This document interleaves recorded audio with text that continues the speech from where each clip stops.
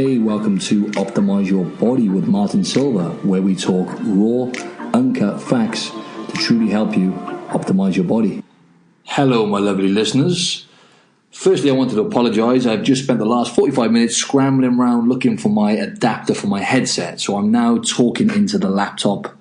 I hope it sounds okay. I'm trying not to move in this squeaky chair. I'm just trying to sit perfectly still here, and it's quite challenging because I'm not used to sitting still, and I can't literally move a muscle now without this chair squeaking. Anyways, today's episode is going to be about the best foods to eat prior to sexy time. Okay, so I put a little vote. I thought I fancy doing something different. I'm trying to keep this podcast entertaining. You know, I don't want it to be too boring. That's the last thing I want. I mean, I love talking about health and fitness and getting in shape and whatnot. But it's all about balance. You know, I enjoy myself. I do go out occasionally on the weekends. I do the stuff normal humans do, you know, eat shitty food here and there, drink alcohol and all the rest of it. I'm not going to go into the rest of it. Nah. So yeah, I just wanted to try and make it a bit more relatable. So I thought, right, I'll put a little poll up on Instagram so everyone can vote. And I put up like best sex foods, best pre-sex foods, and the other one was feel good, look good, and 67% of people voted for pre-sex food. So here we are. I'm going to talk about the best foods and my experience because I experiment in lots of different ways when it comes to health. And by the way, I am in no way, shape or form trying to insinuate that I am a sexual god, although I am. No, I'm not trying to insinuate that I am some sort of fuck machine. Sorry about that, but I'm not trying to imply that. I'm just telling you, based on my experience, it does make a big difference what you put into your body when it comes to obviously it is pretty much everything when it comes to your hormone regulation and whatnot. What you're eating is pretty much everything. You know, what you're putting into your gut is vital because the gut is linked directly to the hormones. The hormones are linked directly to the gut. So, first of all, I'm going to cut straight to the chase, right? I'm going to tell you. And another thing I wanted to say as well is, I bet there's a lot of guys out there listening, thinking, "I don't need no help with my sexual performance. Come on, get out of here. There's no problems whatsoever with my sex drive," and there might not be, but there's no problems with my sex drive either. But if you want to take it to another level, I'll tell you what, food makes a massive difference. Now, I'm always listening to podcasts. Ben Greenfield's a really good podcast, right? And I was listening to this one about the best foods for sex before.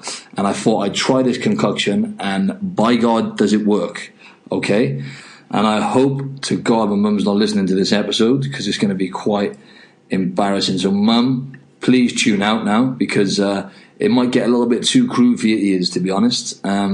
Anyway, people, so there's lots of different foods, right, which can boost your blood flow. Because essentially, for both men and women, blood flow is essential. Uninterrupted blood flow and maximum pump, if you like, in the right areas, if you see what I mean, is pretty much fundamental when it comes to, nookie. I don't know what other words to use it. This is I'm going quite red here talking about this. But yeah, there's lots of different foods. For example, I'll just go through the top like aphrodisiac foods, right? And my experience. So meats, especially red meat, right? Beef, chicken, pork, they contain like carnitine and L-arginine and also zinc. Now, zinc is the game changer there. But vegetarians, they can opt for, whole grains, nuts, and dairy products, which are going to have, I believe, a certain amount of zinc and some of the nutrients I mentioned earlier. So vegetarians can still take those options. But I'll just run through a few more. Oysters as well. That's up there at the top in terms of aphrodisiac. Most people know that anyway. Anyway, guys and girls, shellfish, and you need to get these foods in once a week, people. I always try and make an effort. I don't always capitalize, but shellfish, oysters, those kind of things. I can't think. I've had a brain block. Clams, scallops, those kind of things. Really, really, really nutritious. Like that and animal offal, like chicken liver, lamb livers, animal organs. If you can get them in once or twice a week, either or, so nutritious to the point where they say if a vegan was to eat just shellfish or animal offal once or twice a week, they would actually get more nutrients in than someone on a paleo diet. So someone that's eating purely meat and vegetables, right? You know, like the paleo diet, kind of like similar to the way I eat, lots of meat, a sufficient amount of meat, lots of vegetables. They would not get as much nutrients in as a vegan who just ate shellfish and animal offal once or twice a week. That's how jam-packed full of nutrients shellfish and animal offal is. Anyways, especially oysters, clams, and scallops, they contain certain compounds that raise testosterone and estrogen levels. So a massive boost in hormone production. And then they're also, like I said, packed full of nutrients, an excellent source of zinc, which aids blood flow to the sexual organs, and that's in both genders as well, right? If you're not into like that kind of food, mollusks, then lobster. If you're absolutely wedged and you got loads of money, lobster or crab instead as well. So they're still loaded full of zinc. As I said, zinc is the game changer. Also, foods like salmon, nuts and seeds, like I said, for vegetarians, but even for non-vegans and vegetarians. I'm going to tell you my concoction anyway. Don't worry, I'll get to that. Which does contain certain kinds of seeds and stuff. But anyway, walnuts, again, zinc-containing foods. And as I mentioned the compounds earlier, the amino acids L-arginine to get the blood flowing. So L-arginine really vasodilates the blood vessels, as far as I'm aware. So it's going to really aid optimal blood flow. So nuts and seeds like walnuts, pumpkin seeds, sunflower seeds, pecans, hazelnuts, peanuts, all good source of omega-3 as well. By the way, folks, these kind of foods you might want to make note of because they're just extremely healthy foods you should be including in your diet anyway. Apples, garlic as well. Now, folks, I'm going off a bit here, right, because I'm relating it to health, but garlic is something that I actually had last night because I've had a little tiny bit of a cold this week and I've been feeling a bit run down.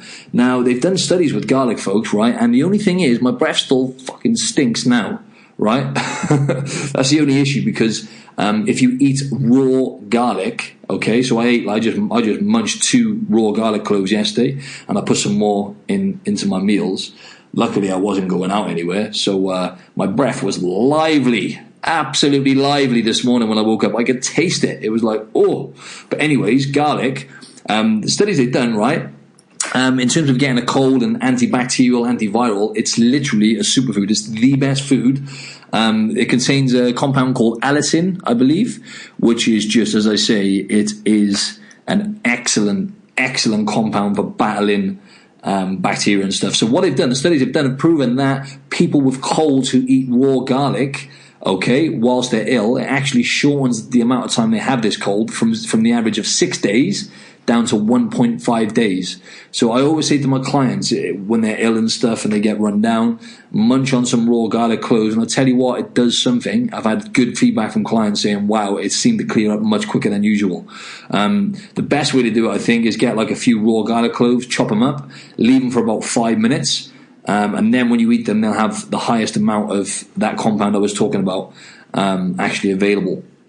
But also apparently I didn't realize that, for sex as well. But that doesn't really work, does it? Anyway, like I'm just going to have some raw garlic before I have sex. Nah, that's not going to work. That's going to scare the poor buggers away. So just maybe ignore that one for sex and use that one for all-round health. And then, folks, red wine. Now, we all know alcohol within itself. I mean, come on, you're much more relaxed and whatnot anyway if you consume alcohol pre-sex. But red wine, I don't want to go too much into the health benefits because I'm a massive believer in if you can get organic red wine. Because what you got to bear in mind, folks, is when you get wine, it's one of the worst kind of liquids you can put into your body or substances you can put into your body in terms of the preservatives and all the chemicals added during the harvesting process of the grapes and stuff and the actual production process. So if you can get organic, then that's better. And I found this beautiful red organic wine, right? I just paused it to go and grab it out of the cupboard for you. Here in Australia, it's called Yalumba, okay? And it's an organic Shiraz. It's beautiful and it's organic. But anyway, it's been proven a glass of red wine may help get the ladies in the mood, right? Now, guys, you all know what I mean, get them drunk, seal the deal kind of thing. Sorry, I'm terrible. I sound like such a narcissist. I'm not. I'm just trying to have fun with it. Well, I am a narcissist, but not like top level.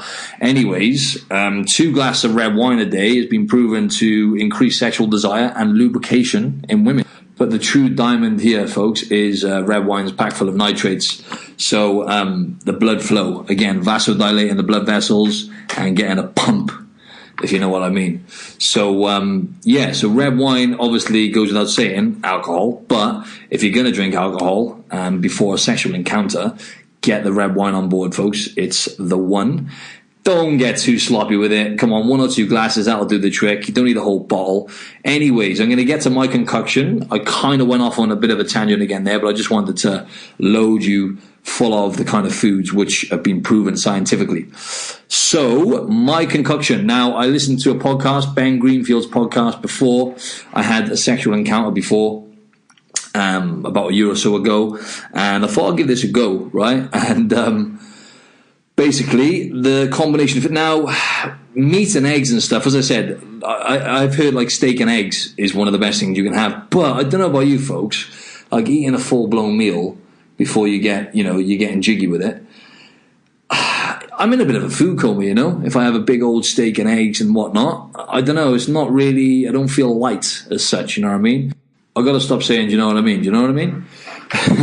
No, but, oh man. Every time I have a coffee, I just bang on about nonsense. Let's cut to the chase, Silver. Anyways, my concoction is these foods. Dark chocolate, pumpkin seeds, beets, any kind of beets. You can use like leaves, right? So, beet leaves. But you just have beetroot. Just have beetroot instead, because that's just straight nitrates and all the shit you need. Watermelon as well. Because watermelon basically contain all these different phytonutrients, right? And they relax it actually relaxes the blood vessels. Apparently it's in a manner similar to, the famous male drive enhancer, Viagra, apparently. So watermelon is part of my concoction, okay? So it's loaded full of water as well, so you bump your hydration up at the same time. So that's another one. Pine nuts as well. I think pine nuts to do with the blood flow again as well. I think it might be nitrate loaded. I'm not 100% sure. And then if you really want to take it to another level, red wine. And if you want an absolute throb on, this is terrible. Mum, please tune out.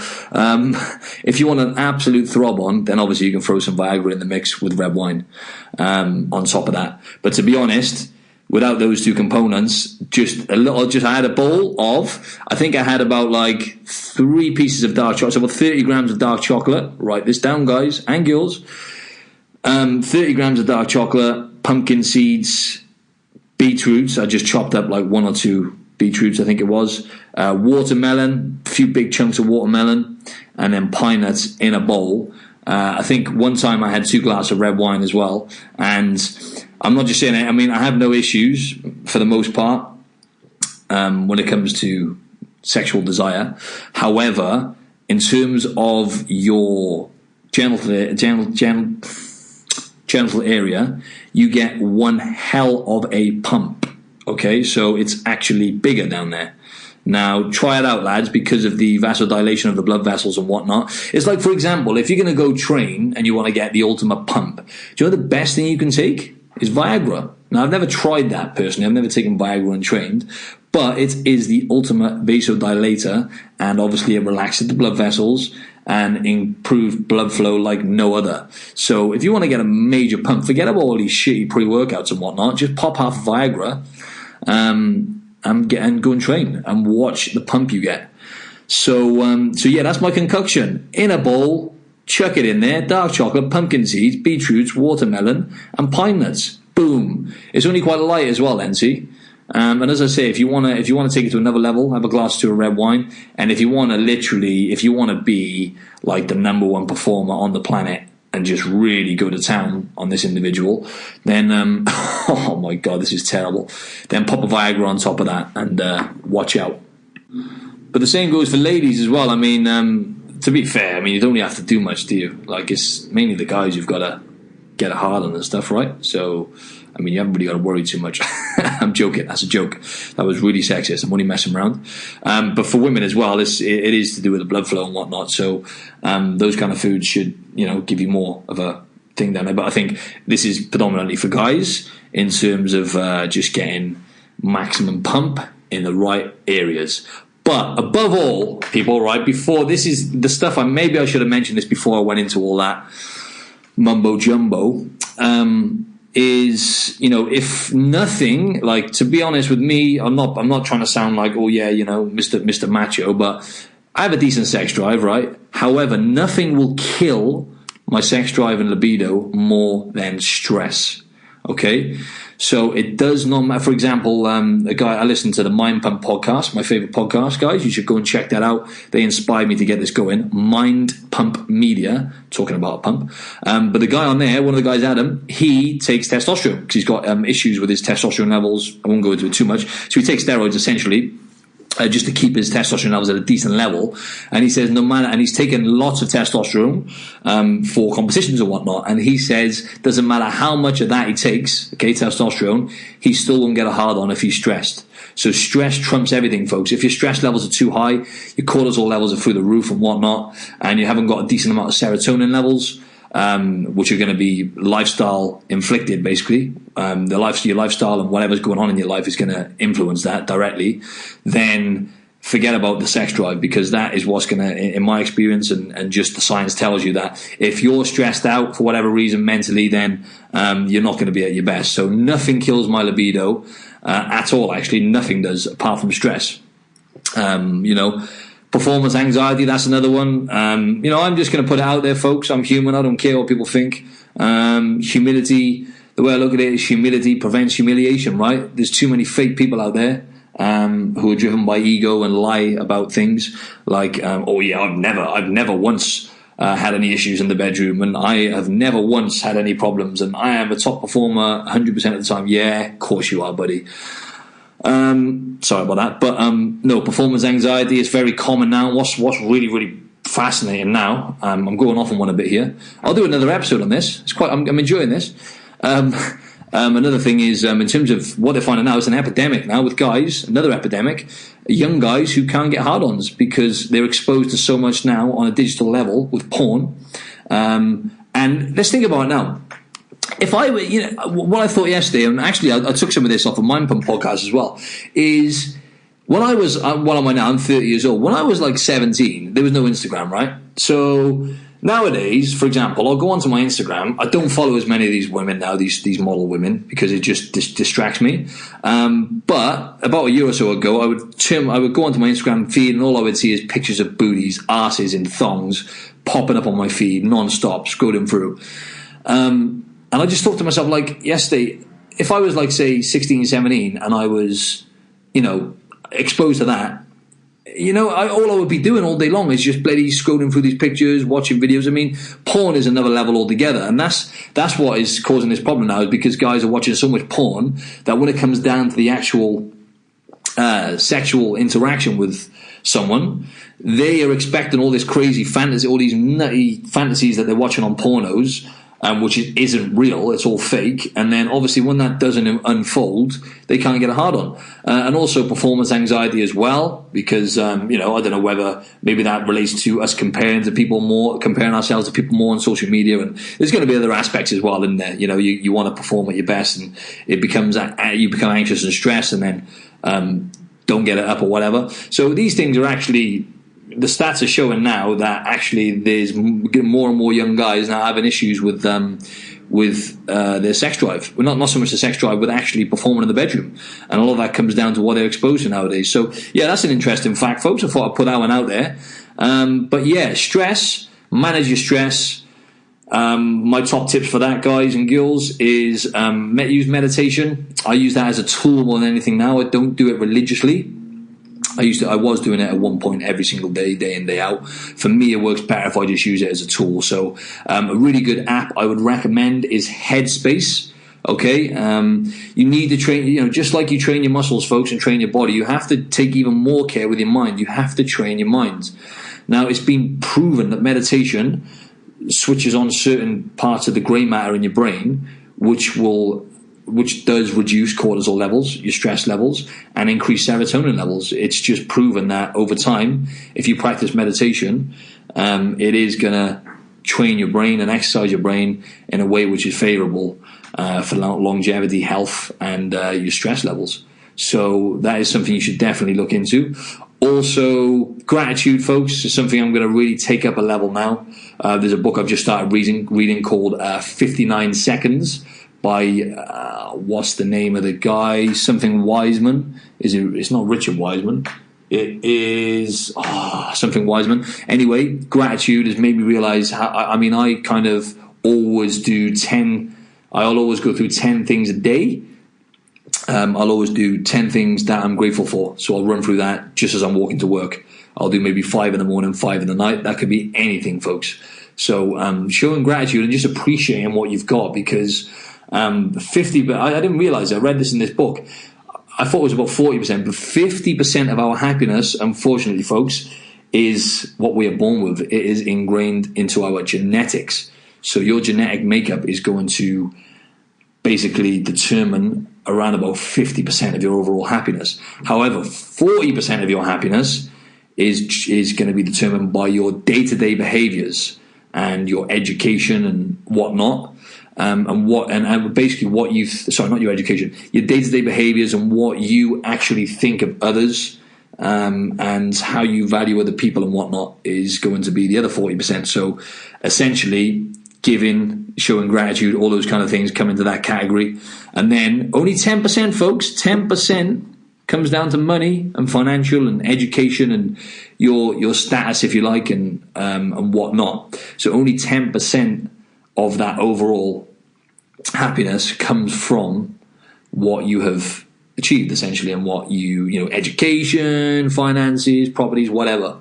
So it just goes to show, folks, that you really do have to train your mind in order to keep yourself healthy mentally. Anyway, went off on a tangent a bit there. So just to wrap this up, the bottom line is I've given you heaps and heaps of different foods which are good for your health anyway, but you might as well try it before you have sexy time next. Have that little cocktail: dark chocolate, pumpkin seeds, beets, watermelon, pine nuts, and if you want to really take it up a gear, glass or two of red wine and a Viagra.